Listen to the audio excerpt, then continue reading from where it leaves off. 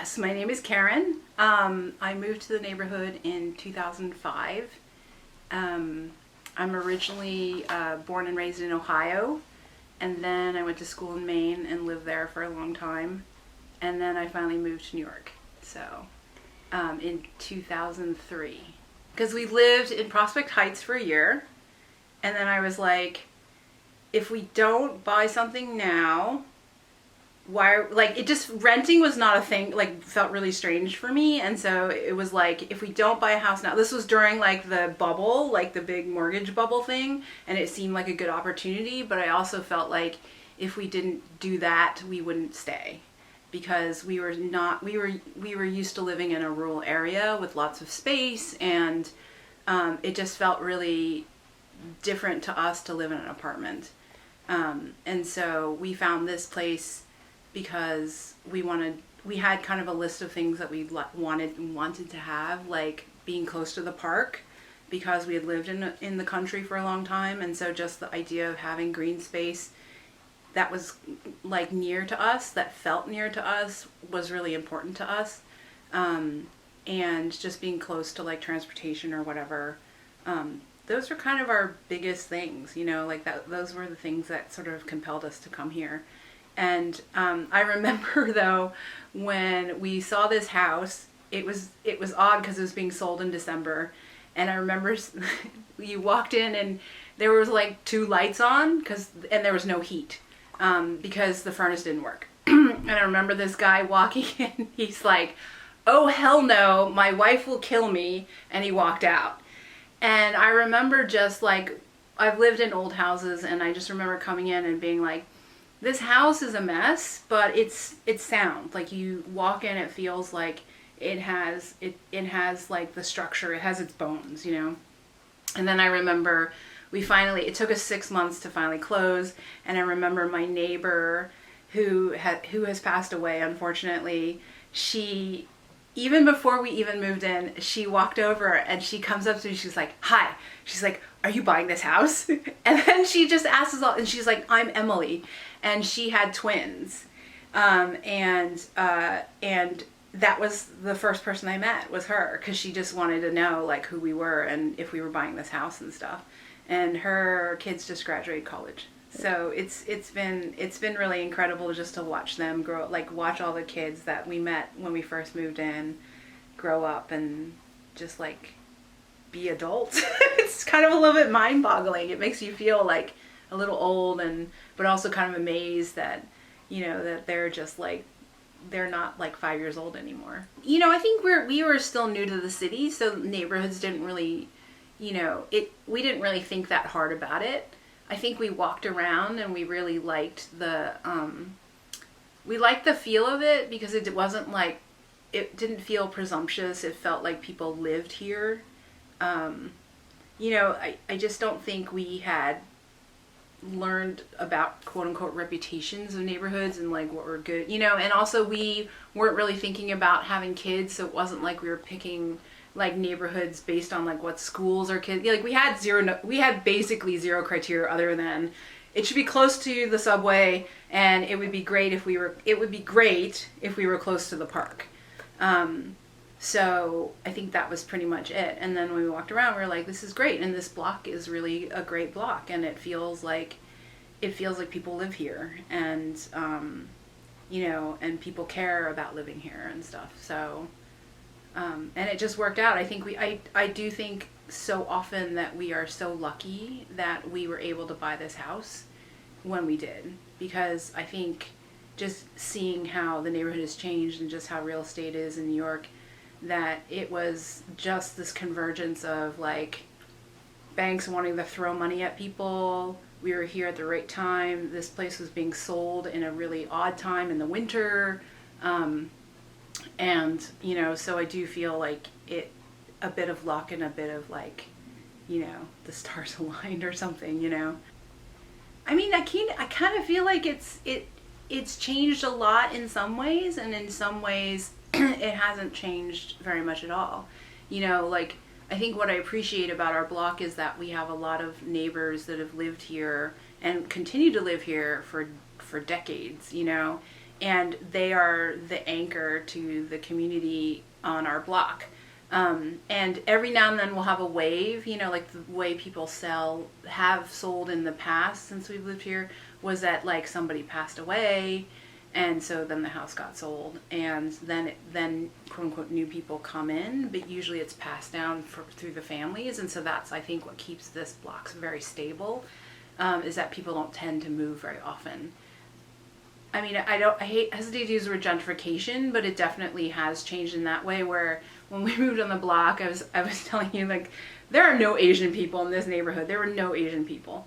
And you ride the subway and it was like, you're the only Asian person, and it's mostly African Americans and people of Caribbean descent.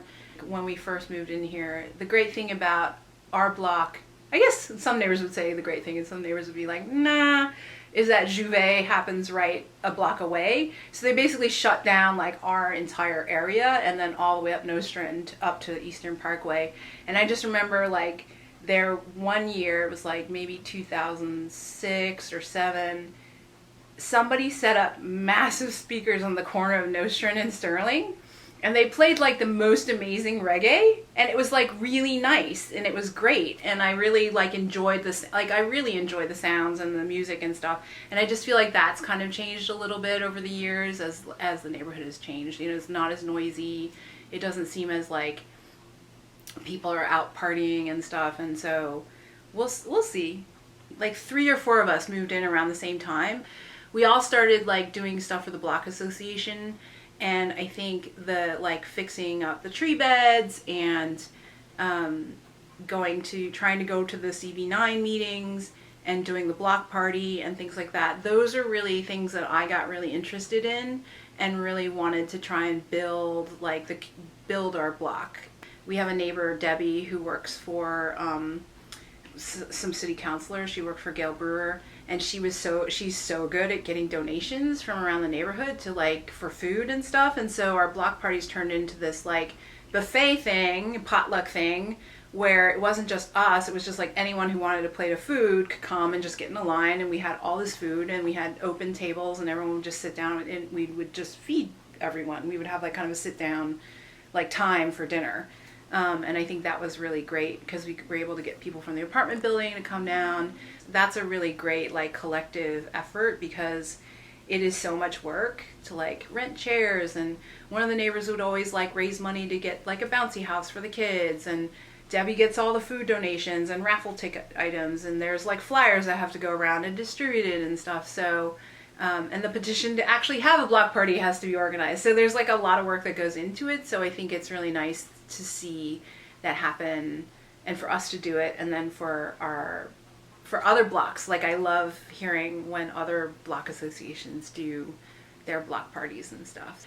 And then we do some block beautification things where we try and get together and take care of the tree beds, or if neighbors can't plant in their tree beds, see if they want mulch or anything in their tree beds and stuff. And so kind of take care of each other, and try and find out like what's going on in their lives and if they need any help or anything. So but a lot of them have like family support and stuff, so that's been really nice too, just like to meet like the whole generations of people that are around and stuff. But it's not Flatbush as this like monoculture thing. It's really like by every couple of blocks it feels like it subtly changes, like the architecture changes, or the people the people living there are different kinds of people, or the commercial corridors are slightly different. So I think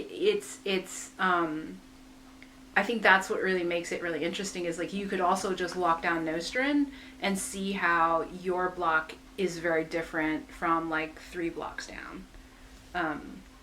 So I would say that that's it. It's not the same.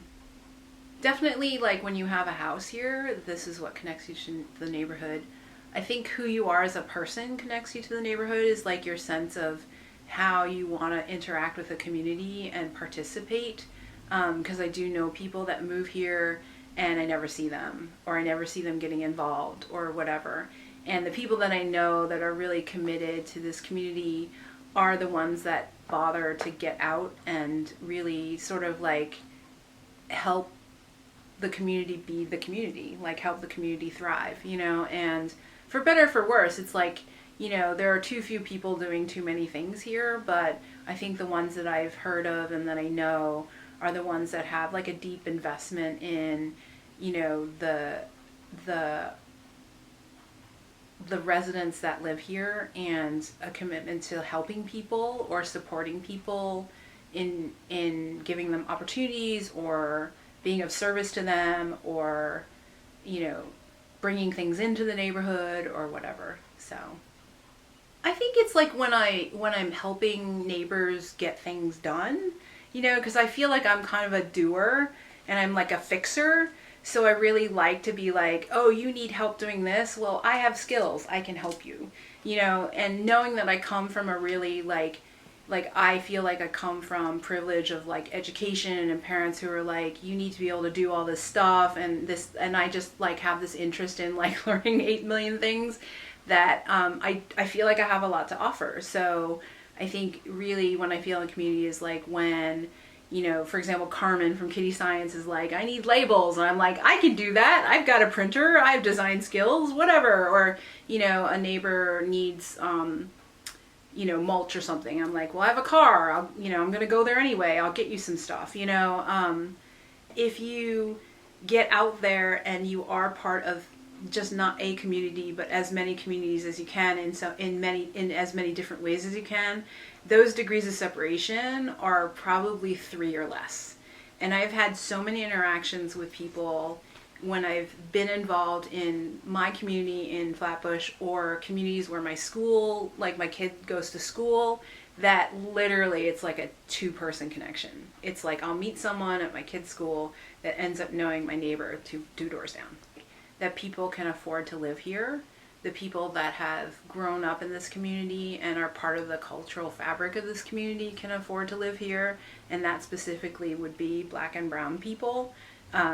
Knowing that we're one of the early gentrifiers, that has been always something that you have to kind of reconcile. And then you see people who have lived in the neighborhood for a really long time selling their houses, but then you're kind of like, well, you can't blame them for selling their house for a gajillion dollars and stuff. So, I think there's just like that conflict there. So I feel like the housing crisis in New York is really one of those things that is, has and will continue to really damage in some ways, like what New York is known for in terms of its people and the culture of neighborhoods. It's kind of like, in a general sense, it could be like this idea of access to opportunity, but that's a very vague way to say it. It's really more about like, I feel like what happens is people have a lot of questions, or they're like, I need this, but I don't know how to get this. And it's sort of like, and there's nobody out there that answers those questions. And it's sort of like, well, there's like social services, nonprofits that can answer those questions, but there's really like nothing that's like organizers on the ground that are really able to kind of like be rooted in the community to be able to get people the help that they need.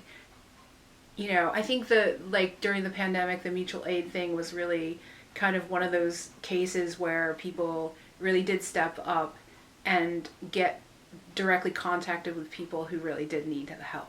And I think that would be great if that were just part of like communities, I think what's hard now is that like so much of this work that happens to like provide the community with things that they need or to build community are grassroots and they're volunteers, which I think is like, there's a certain merit to it, but I think it's also very exhausting and people can't do it forever. Yeah. It's not something that, that someone says, I'm going to make a lifelong commitment to like making my community like the greatest place that it can be. It's like one of those organic things that happen. And it's sort of like, wow, what would happen if neighborhoods had that as part of like the way they operated, and had like 2 or 3 organizers that were like, this is my job, is to like connect people and like figure out what's going on in this block and whatever, build block associations or whatever.